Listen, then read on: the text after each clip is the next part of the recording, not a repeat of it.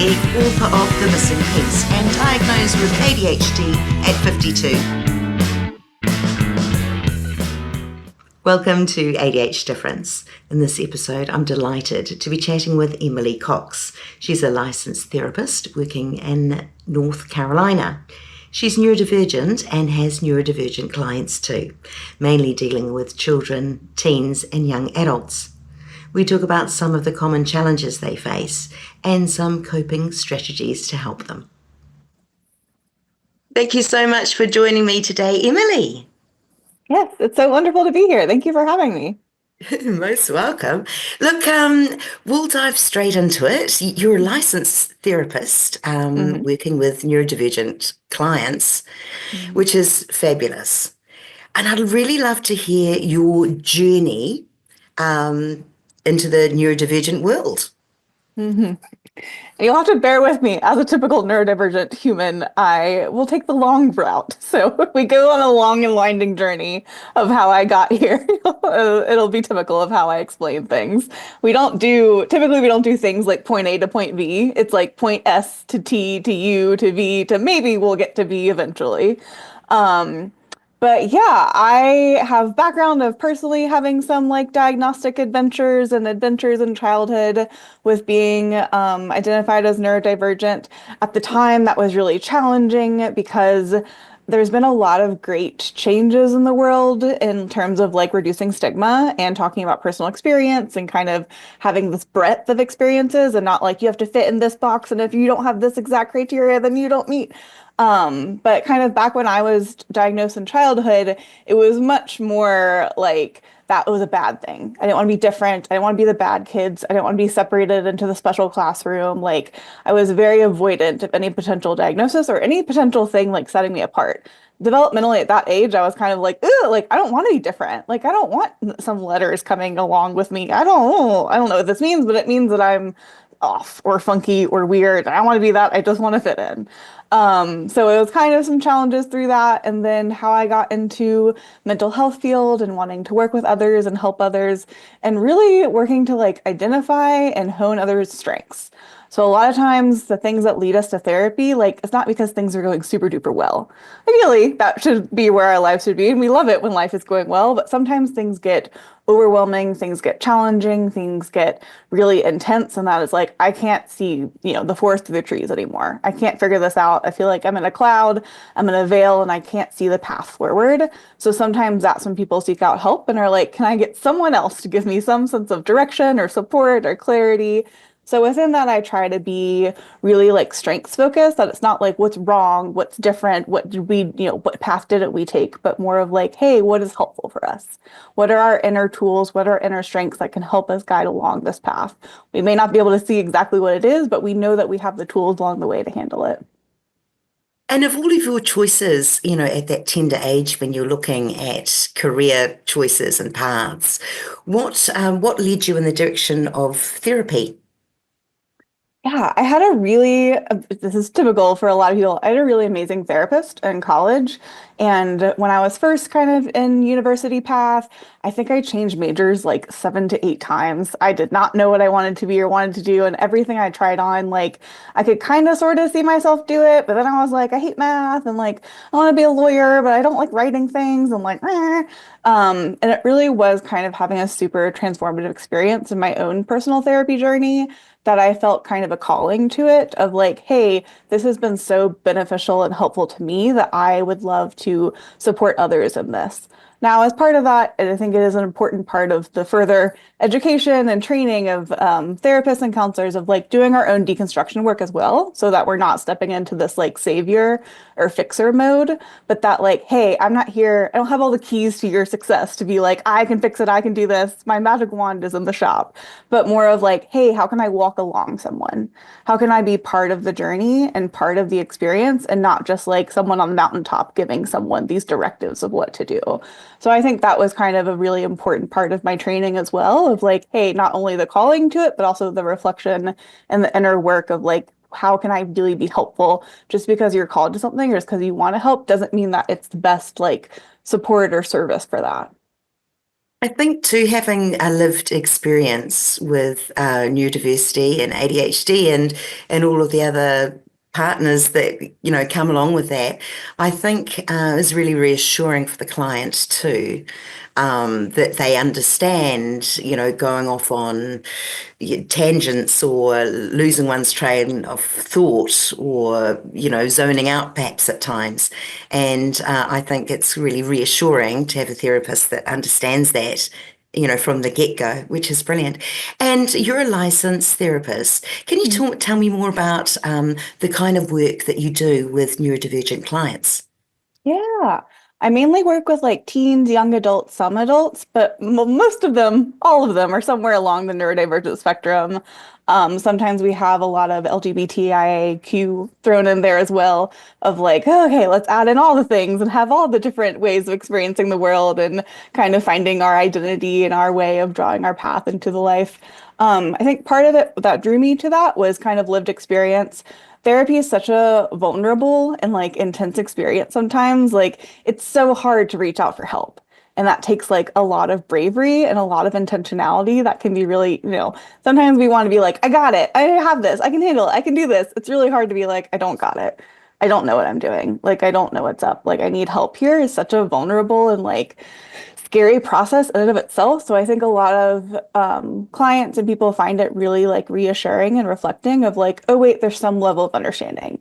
There's some level of like, you get it. Like, okay, I'm not just having to like explain this new thing or da da, or like I'm talking to someone and they're just staring at me like I'm a blank face that I have three heads. I'm like, cool. What do you mean this isn't normal that like everyone does this stuff? I thought like everyone went through this. They're like, now I have to go through my whole life story all over again. Like I totally hold a lot of space for the vulnerability and like intensity of that. So part of it having that like, hey, I have some level of understanding and some level of lived experience that is relevant to that.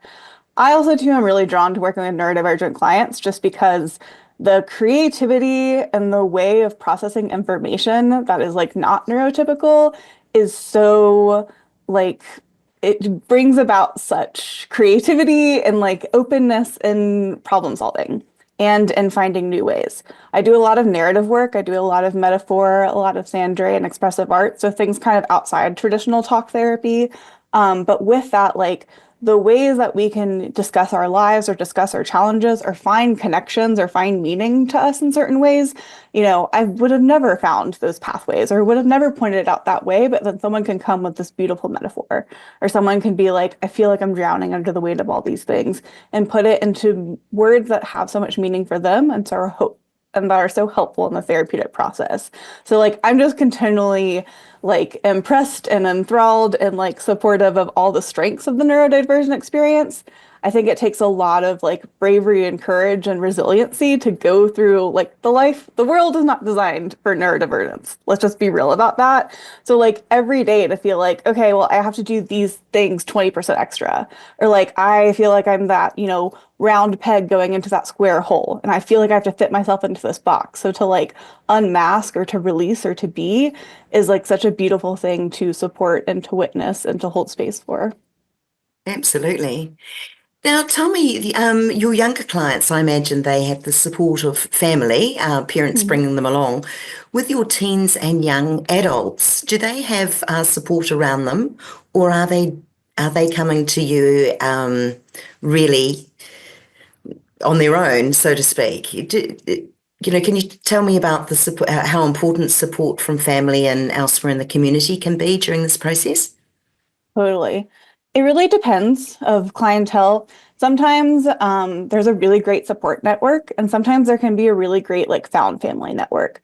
So sometimes our like nuclear biological families might not understand in certain ways or might not see us, or there's kind of this like narrative that we've been growing up with. So that we might have been labeled like the difficult child or the rambunctious child or the hard child or the sensitive child. Um, a lot of the diagnostic criteria for ADHD and autism was written with like male identifying people in mind and was done with a lot of research on boys specifically. So a lot of female identifying people have a really hard time with like going through the world, coming to a reckoning with neurodivergent identity, or even like I can't even tell you a huge percentage of my practice is like, have we ever considered evaluation for ADHD and autism?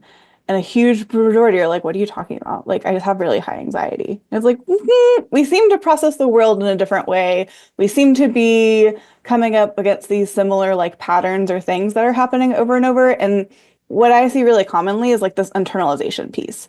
So not only the piece of like social stuff is what I see a lot. So a found family, not feeling affirmed or highly accepted as identity in biological family, or like it's a lot of social stuff. So what will happen with social stuff is like I really want my friends to be there and I try to be the best friend possible and I do everything and I make cookies and I make cupcakes, but then like no one shows up for my birthday. And it happens over and over again. And it's because I'm not a good enough friend. It's because I'm not worthy. It's because I'm not enough. It's like, wait a minute. Did we ever talk to our friends and say that cupcakes are meaningful to us? Did we ever articulate that we need this thing? Or did we just internally see that was a pattern and we just non-verbally were like, well, I'm showing you how I want friendship to be and exactly what it wants to look like, but I don't need to verbalize that. That's just scary and too much. And that would be a weird conversation. But like, how dare you not give me the exact friendship experience that I want? So it's a lot of that, of like those patterns coming up over and over again. And then I talk a lot with clients of like, that diagnoses don't have to be boxes that we fit into, but they can kind of just be like a lens that we perceive the world through. So it doesn't have to be I am this or I am that. Some people find that really affirming and really helpful. And like the first thing is like, my name's Emily and I have ADHD. And like if that's affirming and really helpful for you, fabulous. Some people find that really overwhelming and challenging, or like another label, or like the understanding and the meaning making, like internally can be challenging. So it's like, it doesn't have to be the entirety of who we are. It can be the lens of like, oh, wait, I might meet criteria for this, or like I self-identify or I self-diagnose as this. That means that these situations might be more challenging for me, or that this is really hard for me. And these are the things I can do to support myself. So in terms of support networks, like even if it's not found in like the biological family or found family, more of like, hey, having some support for ourselves and then being able to reach out and seek that support when needed. That's wonderful. And I think having that sounding board, and particularly talking to a licensed therapist that knows what they're talking about, I think is really important too, because often we will go through our lives based on our own personal experiences and do what we've always done.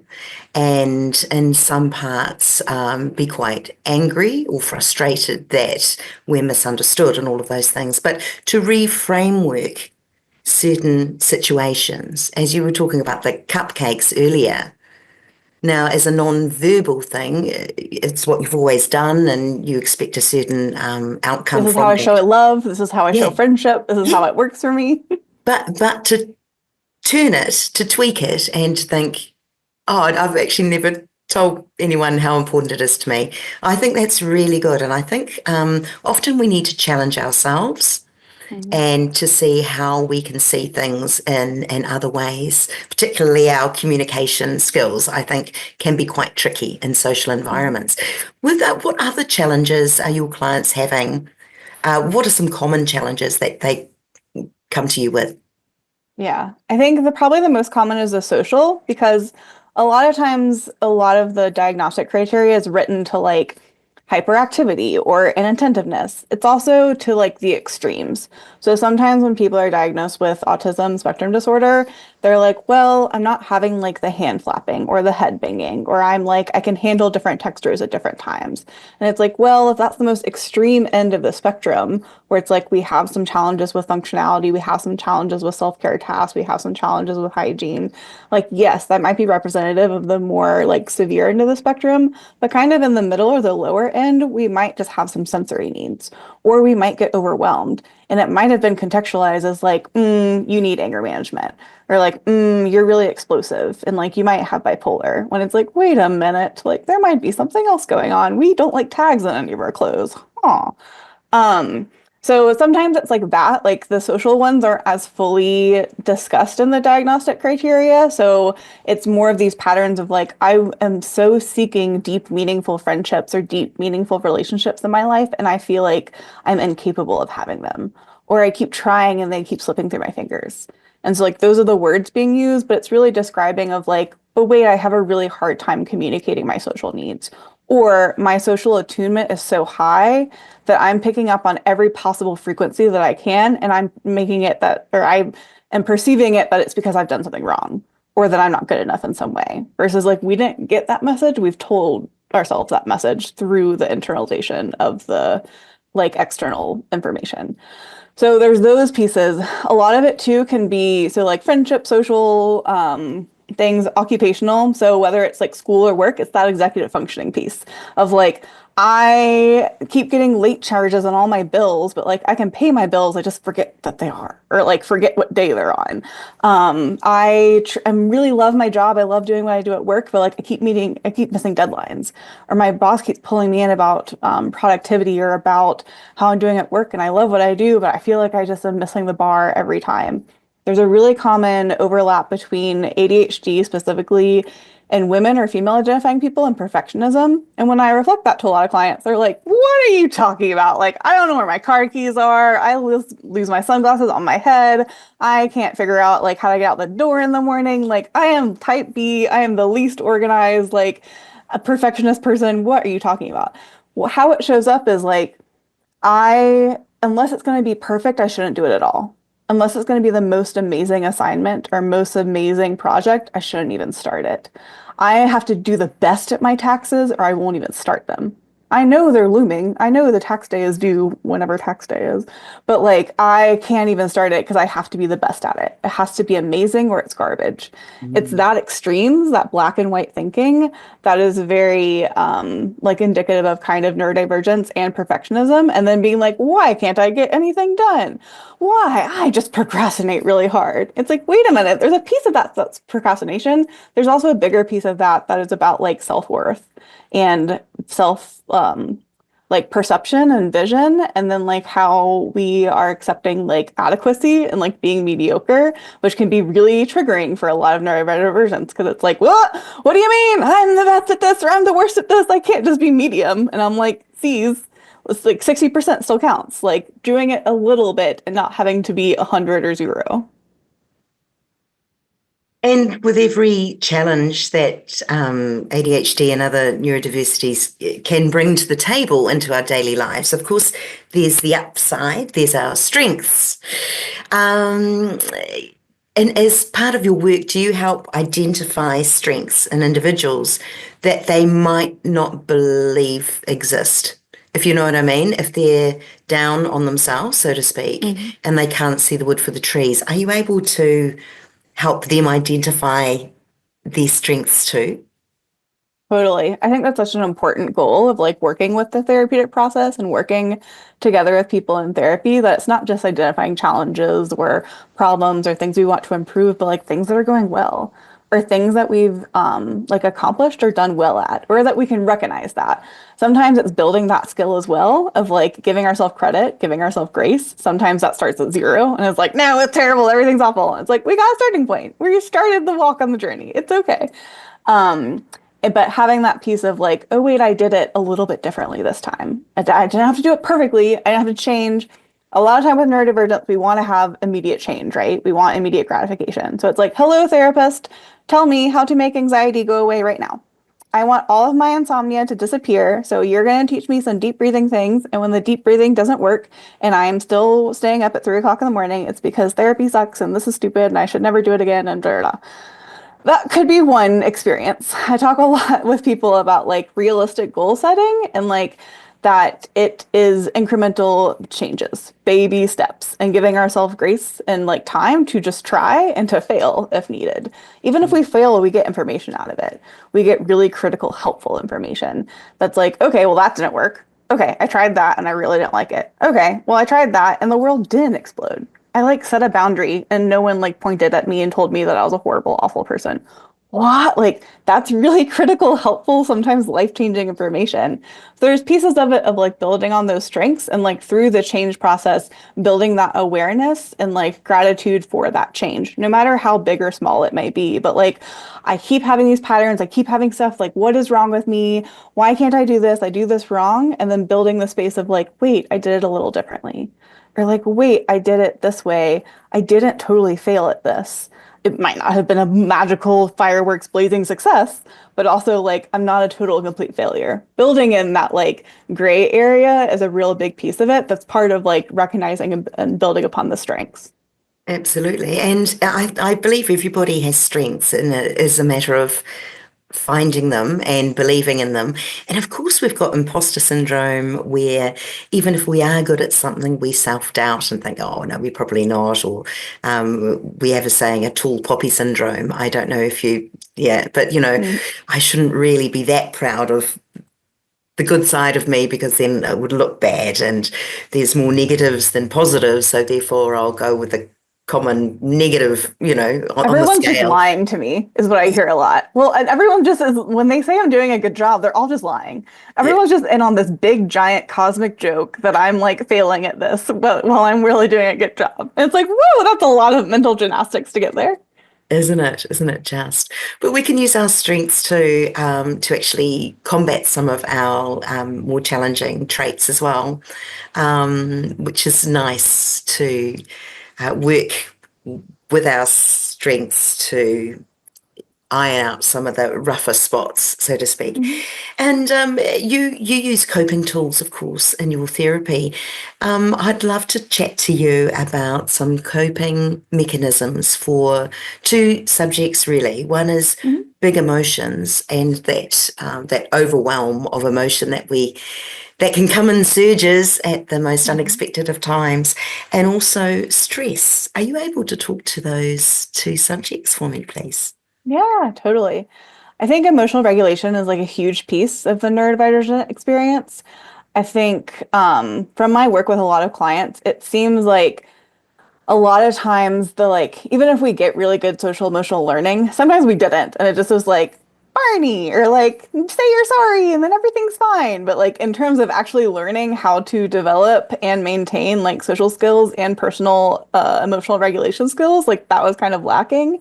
Even if it is there, sometimes it's more of this like linear like exposure to it that is like if this then that or this then that, and like sometimes that doesn't work as well with the neurodivergent brain or the neurodivergent experience. So like everyone else is nodding along and like yeah, this makes sense, and someone's sitting in a classroom like wait, what? Huh? I don't, whatever, I would rather finish my math homework, like I can't pay attention to this right now. Totally understandable. So the like emotional regulation piece, my experience with clients is people are kind of like piecemealing it or like just doing something because it works in the moment and then going with that, and like that's the one coping tool we use forever and for life and that's it. And sometimes that coping tool is like naps and sleep. And I'm like, great, we have a coping tool, but like we can't just be unconscious all the time. So like what are we going to do when we're vertical? Because I see some vertical time in our future at some point. So with that of like working on emotional regulation, a big piece of that is the somatic experience. So keying into our bodies. A lot of time neurodivergents are really good at processing a lot of information very quickly, and it's very like mental focused and like intellectually focused. So like intellectualizing, big piece of it. Rationalization, big piece of it. So like the attunement and going ons of the rational brain is like in overdrive, and then the like experience of being in our bodies is like, nah, I don't know. What? A body, deep breathing, gross. I breathe all the time. I don't need to do any of that. So it's kind of kicking in though of our like somatic experience and our like body needs. Whether that is just the basic halt, hungry, angry, lonely, tired, like how are we feeling with those things and how that's affecting our current emotional regulation, whether we are thirsty, whether we just need some basic needs. And then it's the basic somatic coping tools of whether that be deep breathing, whether that be tapping. I like a lot of baseline things. I'll be like, do we need to just go outside and like be in the sunshine for 5 minutes? So it's not, this is where the all or nothing comes in of like, I need to walk 2 miles every day. And if I miss a day, if there's ice outside or it's a monsoon or don't feel great, then I failed and I'm going to be terrible and awful forever. Of like, some days if we feel like walking, great. Some days if we just want to be outside for 5 minutes, that counts as being outside for 5 minutes. I talk a lot of like having a coping tools menu kind of. So like instead of having a list of 20 million things or like I'm going to write down all of my resolutions and I'm going to achieve these 10 goals by March and it's going to happen every day, of like 3 to 5 things, 5 max, and from different areas. So it could be like if there's a comfort TV show, if there's a comfort movie, if we like listening to a certain artist or a certain playlist, like having that kind of outlet, doing a creative thing, if we like drawing or coloring or crocheting, like that would be a different. Meditation can be hard for a lot of people because it's like, oh, my whole life is running fast and you want me to sit still. But more of like guided meditation, 3 to 5 minutes, if it's helpful for us. If not, take it off. So like different areas of things that are helpful to us, and then kind of evaluating of like, oh, that was really helpful. Blech, I hated that. Okay, take it off the menu. Different contexts are going to have different things that works. Sometimes with the neurodivergent brain, we're like, this deep breathing didn't help me with this panic attack, therefore I should never do deep breathing and it's useless to me. That could be a piece of information. Also, like in that specific context, that wasn't like the helpfulest tool, the most helpful tool in that way. So like we were trying to use a band-aid over like a bleeding wound, and it's like, wow, why didn't that band-aid stop all that bleeding? How dare? But more of like, hey, we might need a combination of things, or we might need to like kind of isolate or get to a calmer space before any of that works. So kind of having that coping tool menu. Similar with stress, I see a lot of stress with like the executive functioning piece of like we're trying to handle so many things and like juggle so many balls and trying to like have octopus hands and handle all of it and be like, I can't let any do. And it's more of like kind of differentiating like which balls are rubber and which balls are glass. So some like they're going to fall. Which ones are going to shatter everywhere? Which ones can bounce back? And if they shatter everywhere, we can also pick up the pieces. It's not going to be fun. We might get shards of glass in our hand or in our feet, but like we also have the tools to clean that up as well. That it's not this like, I have to be doing everything all the time, always, or da, da, da, but more of like, hey, I'm allowed to have space. I'm allowed to have boundaries. I'm allowed to have rest, and giving ourselves permission to have that time. Wonderful, wonderful words of advice there, and putting it into practice, I guess, takes practice. And you can't, as you said before, you can't expect to implement new strategies and expect them to work immediately. And there are different times for different strategies and tools too, isn't it? You can't necessarily apply the same thing to everything. Um, what do you love most about your work, Emily? Well, so many things about it. That's such a good question. Ah, I love that it's different and new and exciting each time. So like it's not, it sounds weird because similar things each day of like I kind of say it of like inviting people into the sandbox. So like the sandbox is technically the same, but like the tools and toys and adventures that we go on are always different. Please, So there's, please tell me go about ahead. the sandbox. I'd love you to expand more about that. Yeah. So it's this metaphor of like therapy space is kind of like a sacred space or like a grounded space. And that like if I'm asking a client or a human to be like, nice to meet you. Please tell me your deepest, darkest secret and your biggest trauma and the most horrible thing your mother ever said to you. Like that would be really confrontational and like overwhelming and challenging. So there's a big piece of like setting safety and having like safe like guidelines and boundaries around it. And then also like having it be a conversational back and forth that like if there's something that has kind of stepped the lines of that safety or that like we're exploring within it, but it still feels kind of icky, that like it's an open conversation about it. So there's this metaphor of it's kind of like set up like the sandbox. Like when you're in the sandbox, you kind of know the boundaries of it. Within it, you can do kind of whatever you want and like you can do certain things. There are consequences. So like if we throw sand everywhere, someone's going to be like, "Oh man, you threw sand everywhere."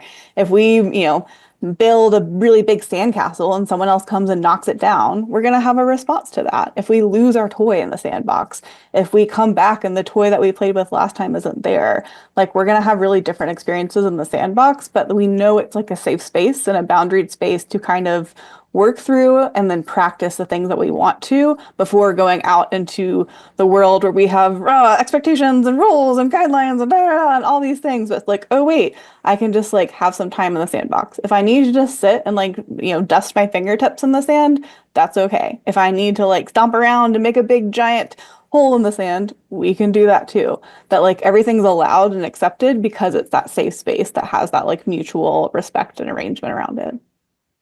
Thank you for explaining that. That makes perfect sense to me. And what a glorious space to be in such an intimate time when you're really digging deep into some of your, yeah, very, very personal details and to feel in a safe space like that is really 100% required. Now, Yeah. Emily, you're based in North Carolina. Mhm. How does your therapy work? Is it done in person or is it done online? How does it work? I do a mix of both. So I have some online virtual sessions and I have some in-person sessions in an office in Asheville, North Carolina. I personally like the mix of both. Some people like being totally virtual and like doing all the virtual things. Some people are like, no, I will only see people in person. In-person therapy is where it's at. I kind of like having the mix of it and kind of being flexible to meet people's needs. A lot of time, especially with my teen or kid clients, like a lot of people went virtual full time due to the COVID-19 pandemic. So kind of transitioning away from that. And so a lot of people who were working with children at the time were like, no, virtual is awful. Like, no, no, school's virtual. Everything's virtual. This is terrible.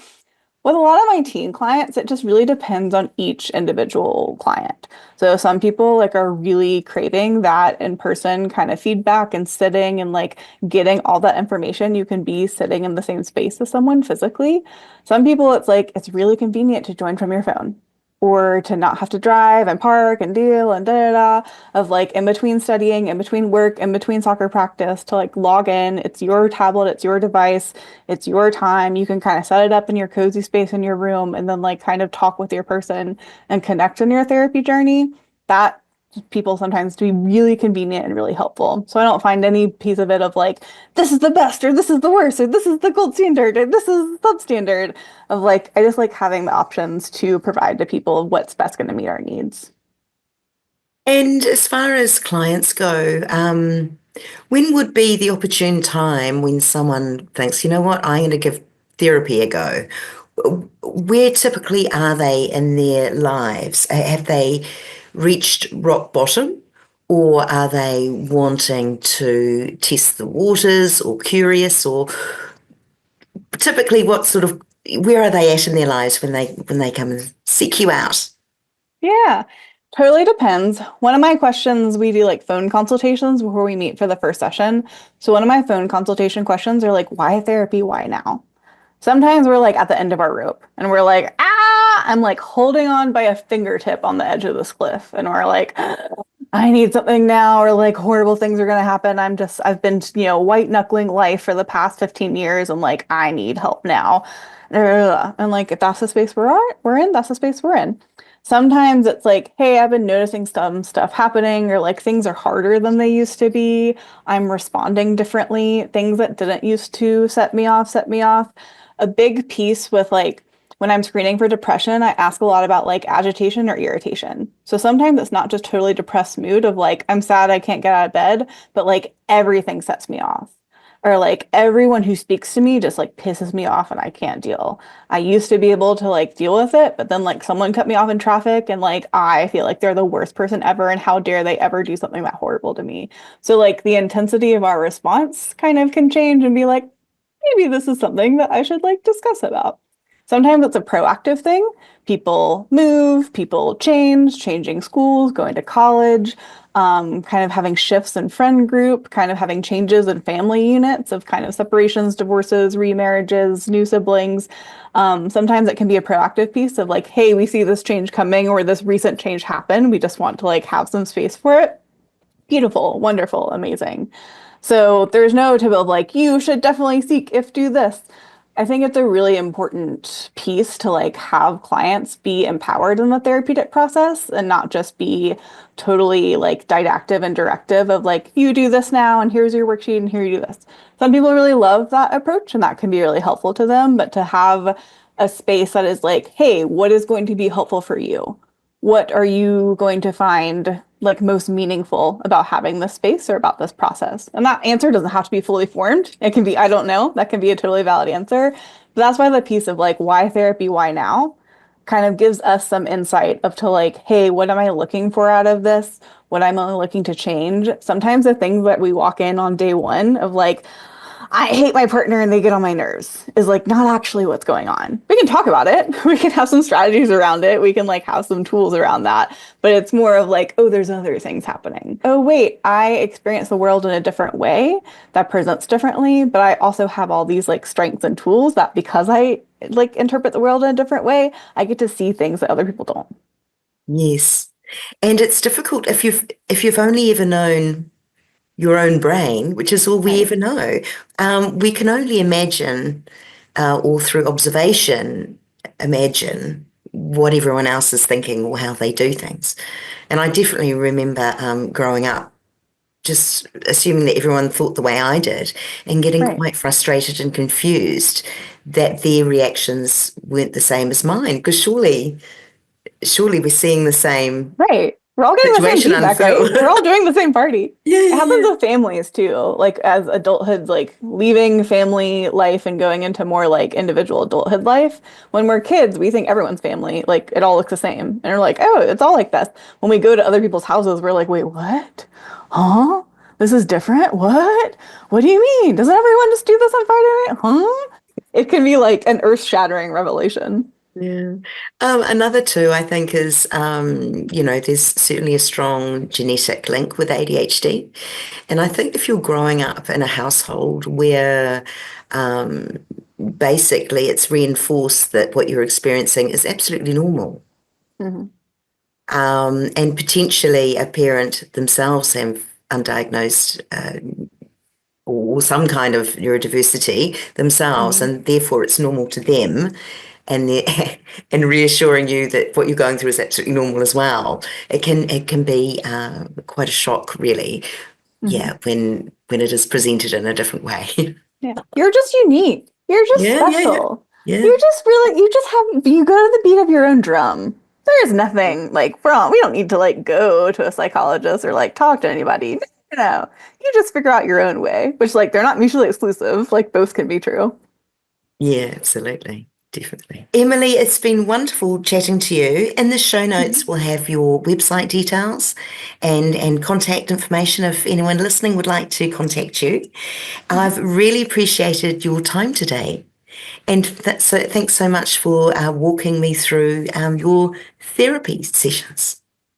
Of course. Thank you so much for having me. It was great talking with you.